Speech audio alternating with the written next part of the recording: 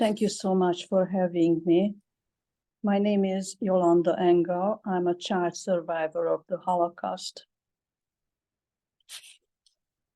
Today, my aim is to encourage, motivate, and inspire you during the 60 minutes or so we spend together. I hope you don't mind if I interject a tiny bit of religious content, like we just entered the Jewish month of Nisan. We were freed in Nisan from Egypt a long time ago, and the prediction is that we will be freed again in the future in Nisan. There are wars going on different parts of the world, and there is so much hatred, misinformation, and incitement surrounding us. The former chief rabbi of England, Rabbi Sachs, says in his commentaries, "Words that we speak are the language of the mind. Music is the language of the soul." Probably this is the reason why we sing many prayers. Words have power, so does davening. Words can be helpful and harmful. We all know the Holocaust started in Germany in the 1930s. It was easier to talk about it in the past, but today's events cannot be ignored or left out since they are interconnected. I will try a little bit to connect the Jewish history. This all belongs to the Jewish history. The Holocaust started with words. The Nazi regime developed their propaganda during the pre-war years, and it was spread by qualified, well-educated people. They planned and manipulated their words carefully. Let's take a word at the different words. I have here 3 columns.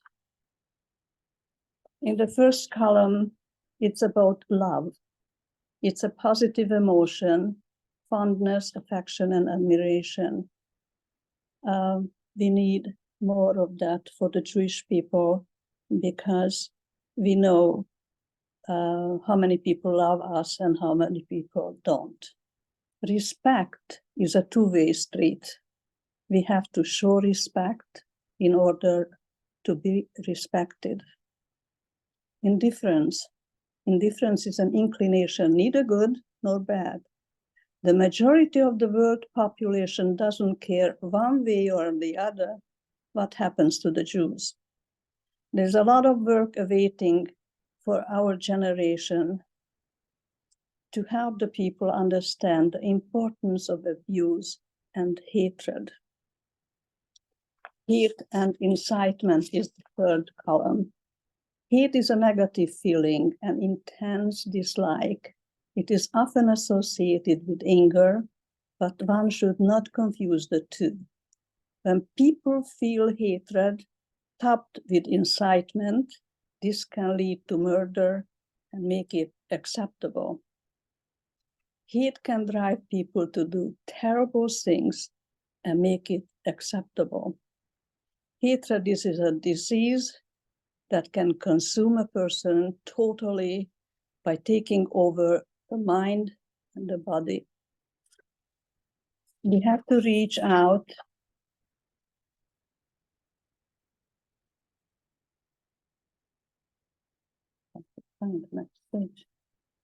we have to reach out and make people understand what hatred can do, and we have a lot of work to do in this area.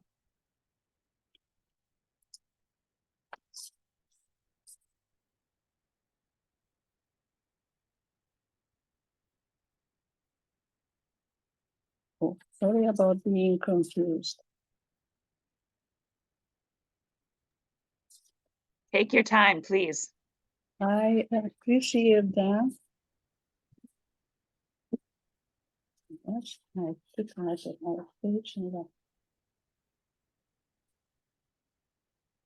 the 6, then 5. We have the 6 here.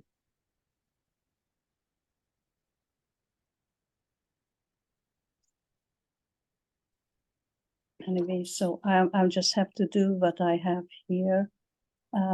We have to tell our children about the slavery, more recently about the Holocaust, and the importance of liberation to save our democracy. By the way, do you know what the word Holocaust means? It's a Greek word, and it means sacrifice by fire. That sums up the Holocaust. Regarding this, Viktor Frankl was an Austrian psychiatrist, Holocaust survivor. At age 37, he was taken to Theresienstadt concentration camp where most of his family perished. He spent there 3 years and had been in 2 other camps as well. He was pondering about the meaning of life at the dark side, bitterness, the thought of revenge, and other negative feelings came first. Then he realized that the spirit of survival has to overcome the feelings. He recognized that writing about the feelings made a difference.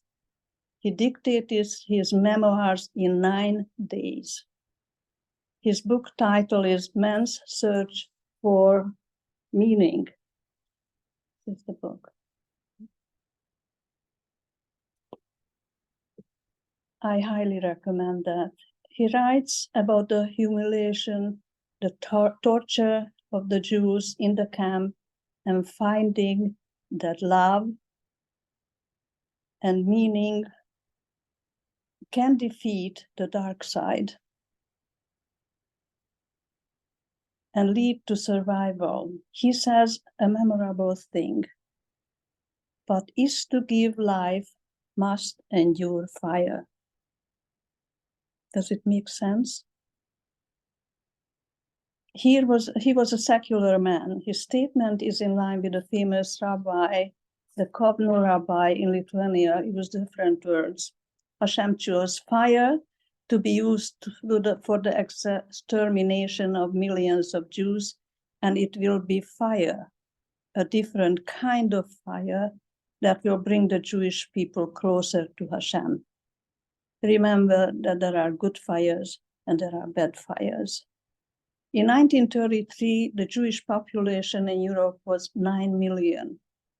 The result of the so-called final solution was 2 out of 3 perished. Holocaust education is about to remember and honor the dead, and at the same time to use the past experience as a beam of light to illuminate forward the future.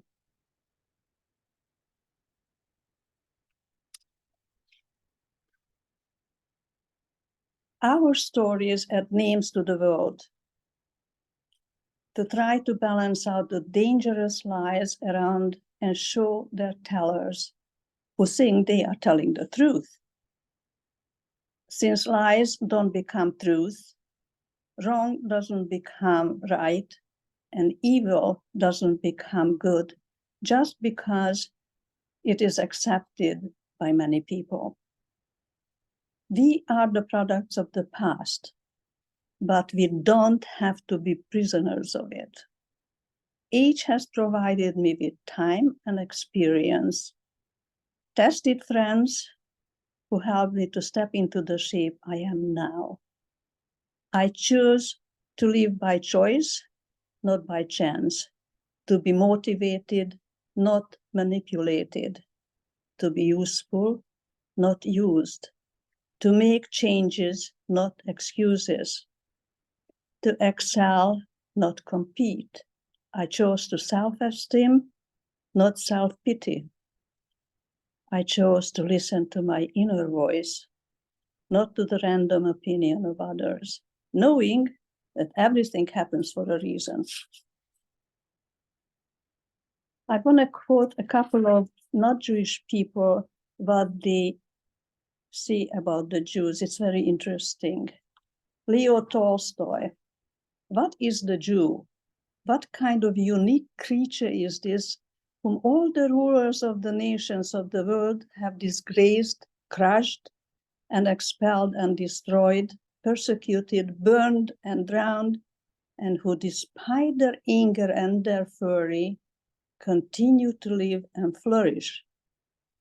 What is this Jew whom they never succeed in enticing with all the enticements in the world, whose oppressors and persecutors only suggested that he deny, disown his religion, and cast aside the faithfulness to his ancestors?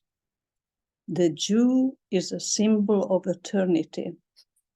He is the one for whom so long had guarded the prophetic message and translated it to all mankind. People such as this can never disappear. The Jew is eternal. He is the embodiment of eternity. John Kennedy. Israel was not created in order to disappear. Israel will endure and flourish. It is the child of hope and the home of the brave. It can neither be broken by adversity nor demoralized by success. It carries the shield of democracy and it honors the sword of freedom. Isn't that nice? Our stories add name to history, and we have to continue doing that.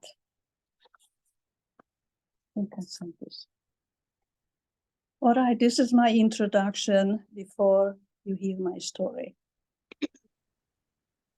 Thank you so much, Yolanda.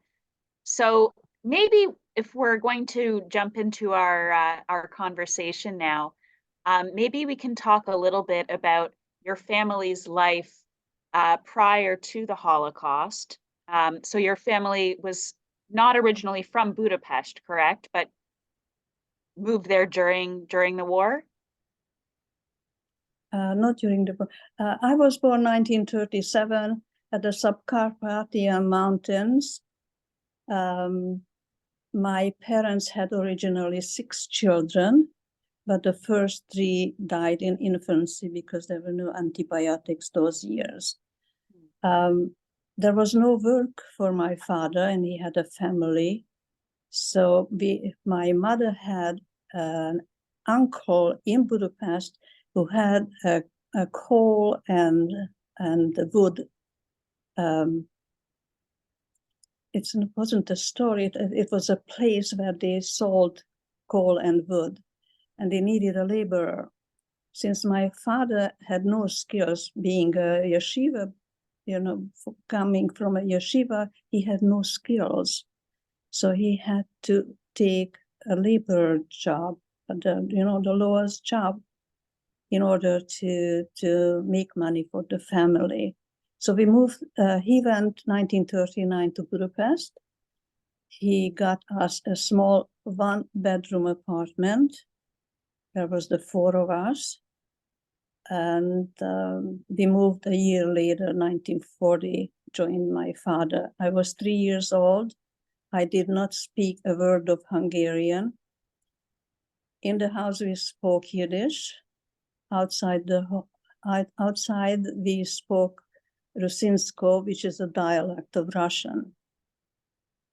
So when I went to Budapest, I learned my 3rd language, and people made fun of me because I didn't speak any Hungarian. It was tough, but we didn't know any better. That was our life, and we just have to do the best we could with what we had. Of course. And so as you said you were 3 years old when you first moved to Budapest. Do you have memories from that time period? And as a very small child, were you speaking a different language perhaps and feeling a little bit of an outsider? I don't have from the 3 years old. I just had seen pictures that all came from America because we lost everything during the war. There was one cup left. And my mother had a younger brother who moved to New York, I think 1931. He married somebody who came looking for a husband. Those days, that was not done. And he found my uncle, so he moved to New York, and he supported us. He sent always packages, and I remember he sent us a doll. That was my first and only doll in my childhood. Now the doll you could feed. You could, put water in the mouth, and it came out at the other end.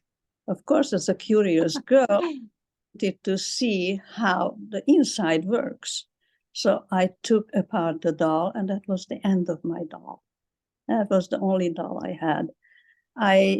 My younger brother was born 1942, and my older brother was 2 years older than me. So Harry was born 35, the same place as I was born. And Bela was the only one who was born in Budapest. The interesting thing is that Harry and I were born in the same room. Oh. Our passport said he was born in Hungary, and I was born in Czechoslovakia. Because that area, different years, belonged to different governments. Everybody wanted to have governance over that area. It was rich in minerals, and it was the entry there. And now it belongs to the Ukraine. Wow, okay. So the borders shifted, dramatically between countries over that time. Hungary was on the losers' end, First and the Second World War, therefore lost territory. The present Hungary is maybe 1/3 of the original Austro-Hungarian Empire. Of course. Okay, so that brings me to, I guess, my next question, which is sort of about the unique situation of Hungary during the Second World War. Because I believe for a lot of Hungarian Jewish people, in a way, the Holocaust was in a sense delayed or came a little bit later on. So what was life like for your family during the war and during maybe the 1940s? So Hungary was the last country the Nazis conquered, and the Jews were taken already from the place where we were born in 1942, because my auntie and her 3 children, they wanted to come to Budapest. It was safe there, but my mother said, we have only a 1-bedroom apartment. At that time, it was already 5 people, and we have no room for another family. As long as my mother lived, she always regretted that she didn't make it possible for them to come. Those people perished. We never heard from them again. Life in Hungary until the Nazis came was okay. I was a little girl. I was preschool, so I didn't go to school. But my brother Harry, he was already in school, and he was kicked out for the simple reason that he was Jewish. He took it very badly.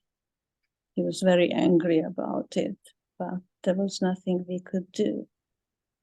My father worked as a laborer. 1942, he was taken to forced labor camp.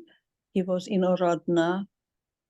That part sometime belonged to Hungary because the name is Beszterce, which is a Hungarian name, and now it belongs to the Ukraine. They were building, the forced labor camp people who were there, roads for the armies. And he was a cook, so my father used to send home pennies to my mother to keep the family. She was always a homemaker, a homemaker, but she never worked out of the house. We had no money. I have no clue how we survived. Must have been very extremely hard. People were getting ration tickets, but quite often you lined up for bread or necessities, butter or basics. And by the time it was your turn, the items were sold out. My father had a best friend, wrote Miklos, and they went together to camp, and his sister said, bring him home. So they brought each other back home after the war, after they were liberated. And they had a grocery store, but they had no vegetables or fruits. So my mother used to shop there. And everything was written in a big book. I don't know if we ever paid for it, but that's how we survived the war. That while my father was taken away, no breadwinner, and we went there and everything we bought was written in the book. It's good that your family had the friend that was willing to I guess put it on loan in a way, or well, what are friends for? Yeah, If not helping each other when the need is coming. absolutely. And so, Yolanda, your father was in a labor camp, but he eventually returned home to Budapest. Is it, Yeah. and from there, what happened?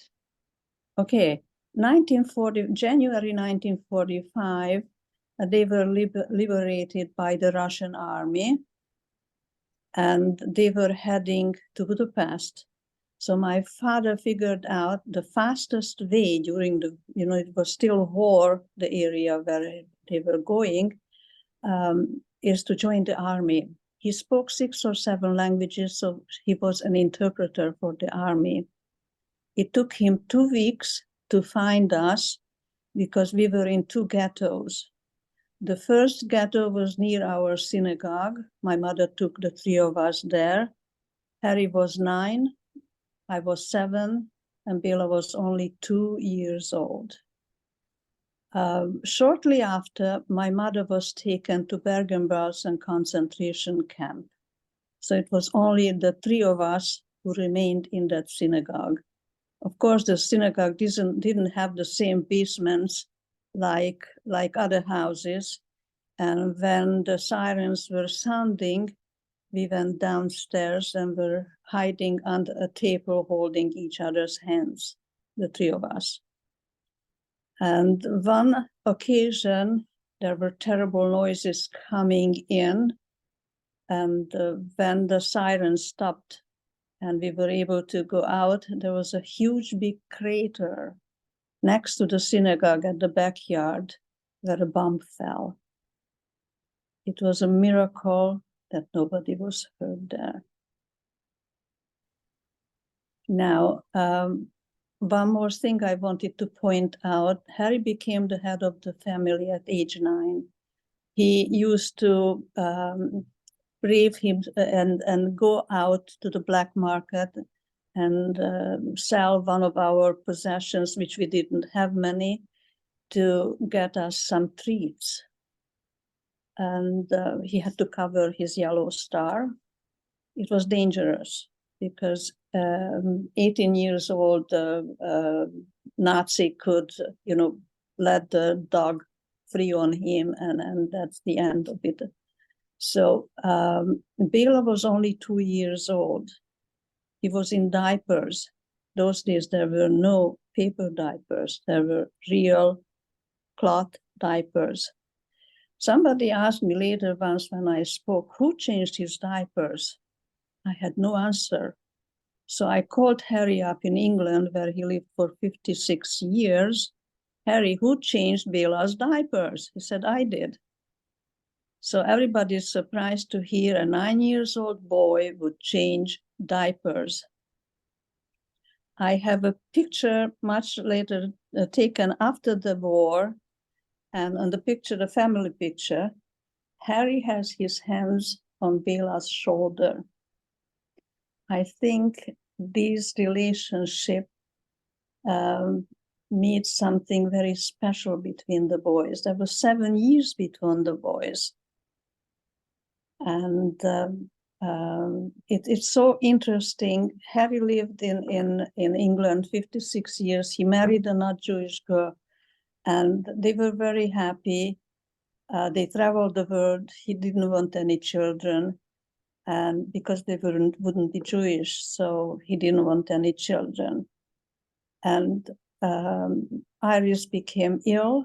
She had crippling arthritis. Harry looked after her, and toward the end of her life, he had to put her in a home because she kept falling down, became heavy, and Harry couldn't handle it. So Harry looked after her as long as he could. And by that time, he was diabetic. He forgot to take his medications. And he had a bit of dementia. So I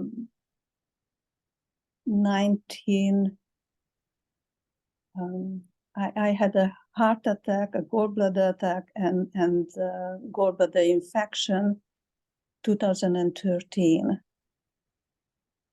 And my children helped me to move into my apartment because I sold the house that summer. My husband passed away springtime, sold the house, and they made a home for me. I'm forever grateful for them. So I had to call up, Simi, where is something? Where did you put it? Because I had no idea where anything was.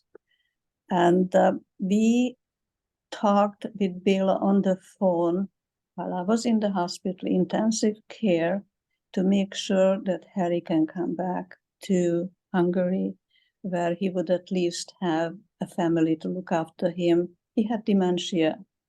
And he parked his car near the hotel, and it took us half an hour to find the car. So we knew that that was no future for him to be in a nursing home in England. By the end of December, Harry was taken back to Hungary. He came back with a small suitcase, a passport, and a one-way ticket. No medical record, nothing. 180 degrees change. Bela started to take care of Harry. It was Bela who took care of him, first at their place, then in a nursing home, and at the end in a hospital. Wow. Harry waited for me to come. I had to wait until my heart, stabilized, and then I didn't ask permission. I just made arrangement and went to see. 1 week later, Harry died. Bela had an option to bury Harry at the front of the synagogue, front of the cemetery, where it was very expensive, or to bury him at the end of the cemetery, where it was muddy. So Bela said, I can't bury my brother in the mud. So he's buried at the beginning of the synagogue where all the dignitaries are. Wow. That's so incredibly powerful.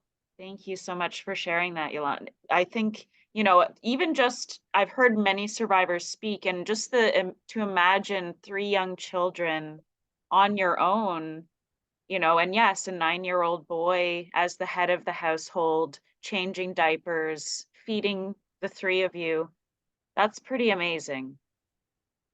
I forgot one little detail to share, that when Harry asked, just before he came back to Budapest, what should he bring? He asked Bela, shall I bring my tefillin and tallis? He married a not Jewish woman, and after 50-some years, he asked the question. It's a 360-degree return. We cannot give up on a Jewish person, never. No, absolutely. Wow. So just to go back to 1945, I guess, when the war came to a close, so your mother was in Bergen-Belsen. Your father, was he still in a labor camp at that point, or what? How did you come back together as a family? Okay, we were in a second ghetto. It was a bigger ghetto in the heart of the city. And we were bedridden, near death. By the time my father found us, we could not walk anymore. Sometimes we got some food, other times we didn't. Bela was the most sick because he was so little, and I think nobody changed his diapers. He couldn't go down from the bed. It took 2 weeks for my father. He went from place to place. Wherever he heard there were Jewish children, he went to look for us. And it was interesting. He was a heavy smoker. And when we heard a distinct cough, Harry and I used to argue about it, who heard the cough and who realized that our father was coming. There were several rooms where children were bedridden there. There were several children dead already in their beds. There was nobody to take care of them. So my father first had to go back the same day when he met us. We were crying that he had to go back, but he would have been considered a deserter if he wouldn't return to the Russian army. He was let go from the army, and they helped him to get some food to the children. So he had to make room in a social room in the synagogue. Mattresses on the floor, and he disinfected each child one by one. He had to cut my hair, and I was crying as a girl, you know. My hair was precious for me. And he taught us how to walk. This was the second time in my life I learned to walk. During my lifetime, there were 2 other times when I had to learn. As a total of 4 times I had to learn to walk. But I always put myself together, and I'm still here telling you my story. So my father got permission to take care of the children there. And the rabbi and the Jewish community, you know, kicked in, but he was the main person. He was a cook, so he knew how to cook. And we started slowly to recover. And some of the children went to places when their parents came back or relatives came back and claimed them. Other children went to the orphanages. But before all this happened, my father had to bury first the children, because the Jewish tradition is to bury within 24 hours. So, but there were no coffins. So he used wardrobes to bury the children. That was the first thing he did. And then he took care of us. Harry and I were sent to Szeged, which is the second largest city in Hungary, because there were more food. It was under the Red Cross protection. And there was sunshine, you know. Budapest was starving. If a horse died on the road, people took the meat from the horse. And Bela was taken to a family friend who lived in the suburbs, and they put him in a little box lined with cotton, and they nursed him back to life. He is now 81 years old, retired in Budapest, living with his second wife, and they have 1 daughter. The daughter has 2 lovely children, a boy and a girl, and lots of trophies and everything. And he's retired. He had a business there, his invention. It's called Óriás shop, which means huge shop, for people who are very tall or very fat. I shouldn't say fat, overweight. So those people cannot get clothes in the regular shops. You can't imagine a very tall man with a tie that goes until the chest. So he had to, you know, make sure that everything was manufactured for these people who don't fit regular clothes. And it was a very successful business. He is retired now, and he has a bit of dementia. We talk about once a week, He forgets to charge his phone, so not always comes together, but we are in touch and we respect each other. I'm so glad that you're still in touch. And I think the fact that you came to Canada, he remained in Budapest, and then your brother Harry was in England. That's, a lot of the time survivors are sort of scattered around a little bit, and that seems to be the case for your siblings. Now, and your mother was she was able to join you a little bit later on? Yes, my mother came back the summer of 1946. She had typhus in Bergen-Belsen. I learned it at Baycrest, when I was learning more about the Holocaust, that it was rampant in Bergen-Belsen and they had to burn down buildings to stop the spread. So she had to first recover and then be strong enough to travel.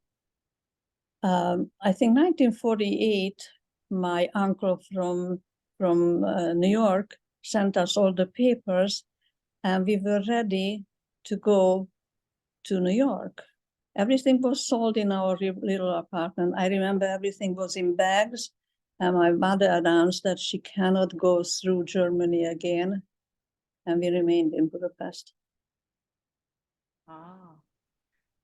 It was, okay, interesting. Until my husband came looking for a wife, 1966.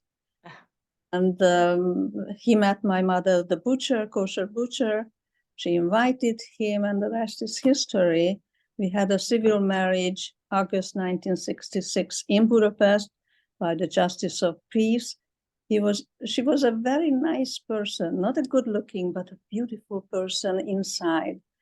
She took out a huge big book and she told me 1937, that place where you were born belonged to Czechoslovakia, not to Hungary. So all my papers were changed. And about 6 or 7 months later, I came to Toronto as a legal immigrant because on paper I was already my husband's wife. And she came back the day after the wedding, had the paper, a marriage certificate, and he started processing the papers. So I came January 1967 to Toronto, Canada, followed my husband, and we had, I think 8 days later, a synagogue wedding, an afternoon wedding. We had a synagogue wedding here. So I was lucky, I had 2 weddings. And I had 3 children in the next 3 calendar years.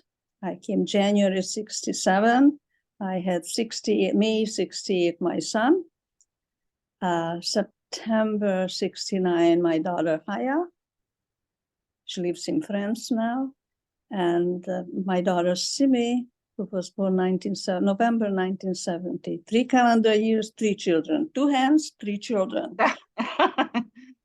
So that's impressive. Tough time. Busy times, yes. In Hungary, I was an executive, I made money. I was an independent person. I didn't have to ask for a dollar or two. Here, I became a housewife, a mother, a dependent, 180, and the religion, not to mention about being religious, coming from a communist country, where religion was repressed and where religion was denied and where religion didn't talk about it. It was something taboo. After the war, nobody wanted to say, I'm Jewish. There was nothing to be proud of at those years. So I went to the rabbi there and, they taught me how to kosher. Since I came to Toronto, didn't have to kosher anything because you went to the butcher, everything was already done and you just bought the ready thing. So for me, it was a 360-degree change. Wow. I can imagine. Where was your mother? And what happened to your mother? My mother came back and she was never the same person. She was always tired. she lost her teeth and she became heavy. She became diabetic. And I had to learn at an early age to do housework, to do the washing, to do the cleaning. And while I was in Szeged, I was taken by a family who had a restaurant. And I had to do their labor. That means I had to wash the dishes, I had to sweep the floors, and some customers complained that they took in a Jewish kid. So they took me back to the Red Cross. And then I was taken by two unmarried sisters. They took me to all the Catholic things, the church, and they wanted to teach me everything. But it was not a good thing for me. I became sick and my father had to come from Budapest and take me back to Budapest. He had only a small room, a tiny room, not even a regular bed. It was just a cot, a night table and a chair, that's all. So he had no room for me. So I had to stay with a family friend until our apartment was ready, that we were able to move in. Harry stayed in Szeged for this duration, and there was a couple who had no children. They wanted to adopt him, but my father wouldn't agree. I was in touch with the family until I came to Canada. Very nice people. Wow. Well, I'm just processing. So I'm thinking where we should go next, and also what time we have left.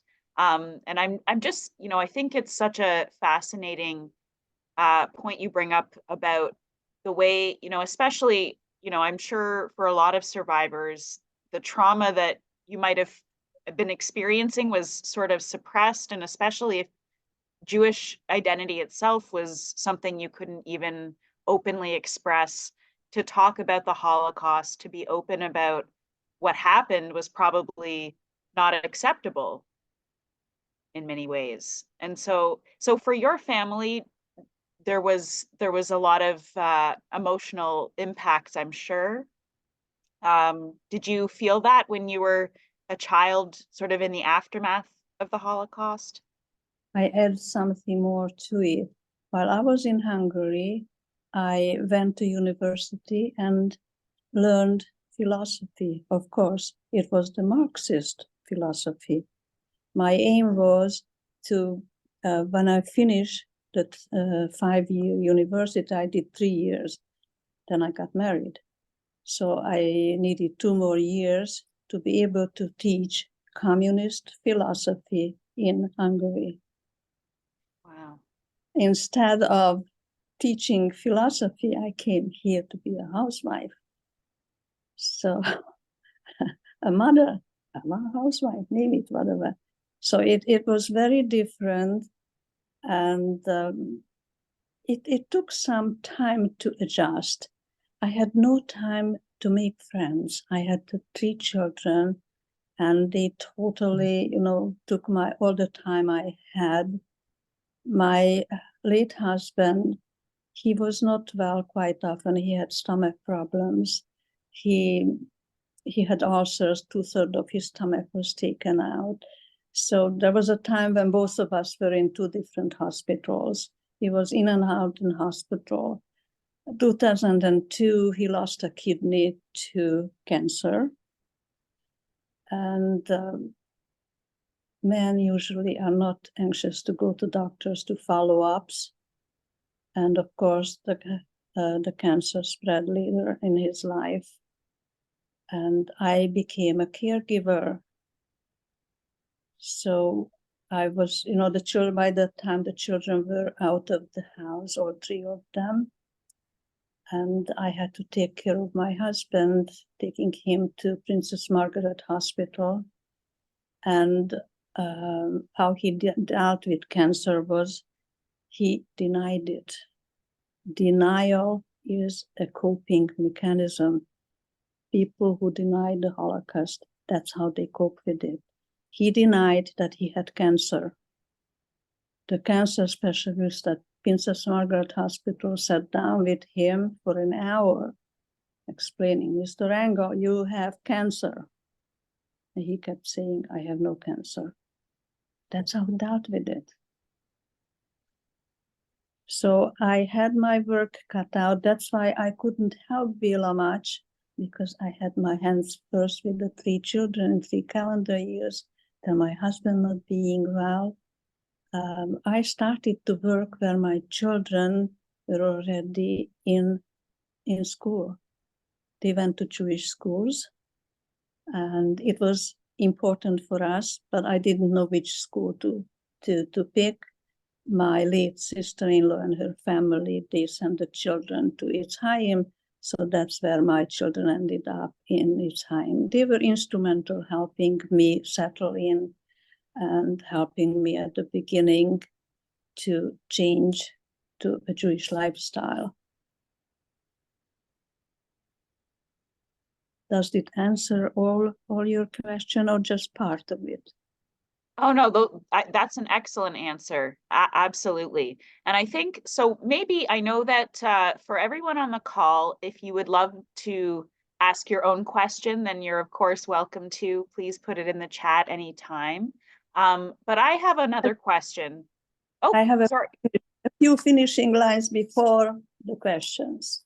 Oh, absolutely. So maybe maybe my question will even play into the finishing lines you'd like to make, which is, why do you think it's important to share your testimony of survival during the Holocaust, and with students or with wonderful groups like we have on our call today? It's important for several reasons, because ignorance, if we don't know, it's not going to happen again. But hopefully, if people know more about it, it could, I wouldn't say prevent it, but people would know more about it and would know what to expect or what not to expect, and what to fight for, and what to try to prevent, that it should not happen again. Absolutely. That's such an important lesson for people to take away. And I think that's something that we will continue to need to learn from for the foreseeable future. I did also have one final question, which might be a hard question to answer sometimes, but I think it's an important one, which is, what makes you hopeful about the future? The Jewish history showed us that once we hit rock bottom, which we did, there is only way up from there. So it happens in Jewish history several times that we are kicked, we are in trouble everywhere, but we always manage to rejuvenate. As the children in Itzhaim who gave me 2 pictures, they say, the ones who wanted to kill us, they didn't realize that we are seeds. That means when we are in the ground, we sprout back. We become alive again. I have a plant here, and I can testify you that I needed support for the plant, and I asked a laborer to give me a stick to support the plant. And he gave me a stick, and that stick became alive. Oh, Can you see it? I see a beautiful plant there. Yeah. So the support plant became alive. Wow. So that's what happens with the Jewish people too. They cannot kill us. We have roots, and we sprout back. Absolutely. That's a beautiful, beautiful metaphor. And I'm just looking, I see in the chat, we do have one question. Andrea asks, what have the last 6 months been like for you? The last 6 months, busy. Yeah. I like to keep busy and I like to learn. I love Rabbi Sachs. I learned an awful lot from him. And although he passed away, he left so much material. Every week, the Torah portion speaks to us. It was written thousands of years ago, but when we study it, it speaks to us that's relevant for today. And I have learned so much from him. So during the last 6 months, I was speaking only at Eitz Chaim. I was looking for ahead for this meeting, and I love challenges. I always like challenges. So when you said that it is going to be just before Passover, I was hesitant, but I could not refuse the challenge. So that's how it is. I took the challenge and I'm happy I did. Wow, and thank you so much for speaking today and sharing, your insights and wisdom with us. And Rosella has a question as well. She was wondering, the quote, "I chose self-esteem as opposed to self-pity." That's a beautiful, beautiful quote. And she was wondering if you had written that yourself or did you have that from somewhere? I had a friend. We used to live on the same street for several years where I had the house. And then for years we didn't see each other. I was going to a Holocaust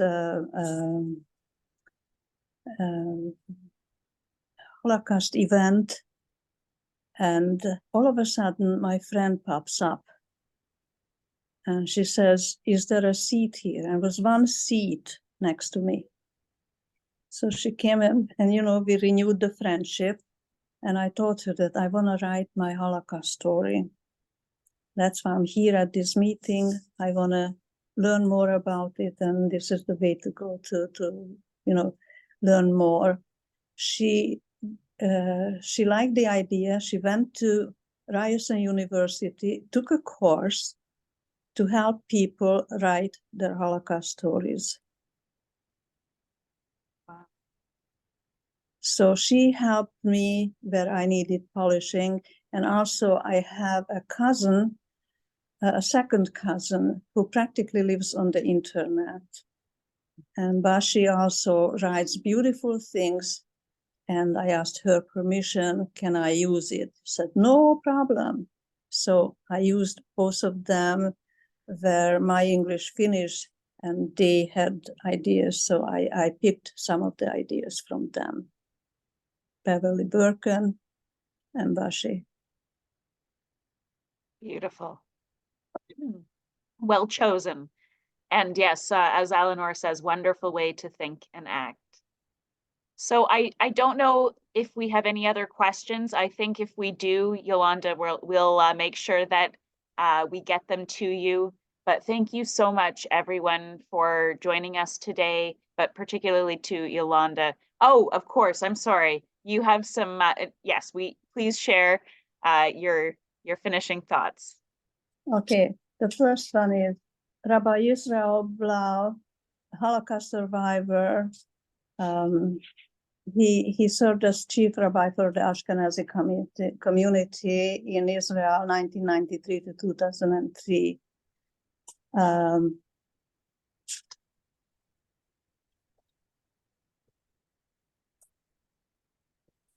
So Rabbi Lau, he was a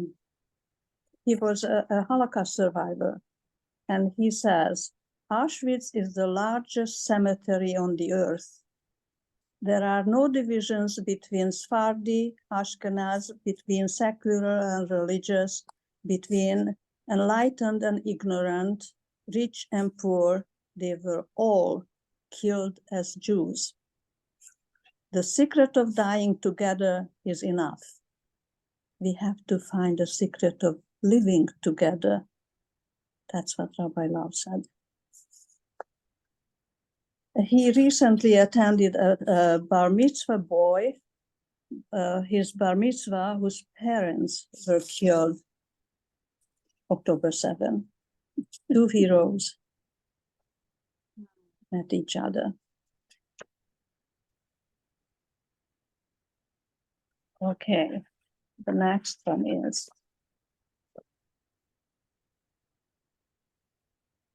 in Parshas Noah, you know, where the flood was.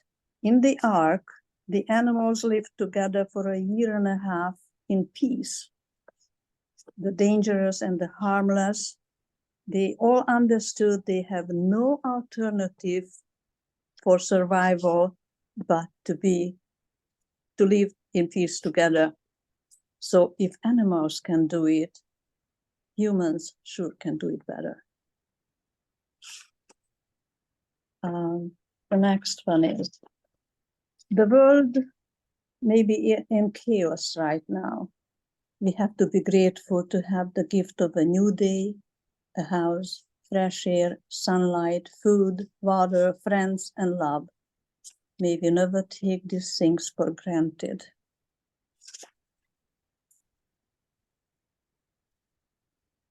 The power to build others belongs to each of us, and the tools we use are the words we speak.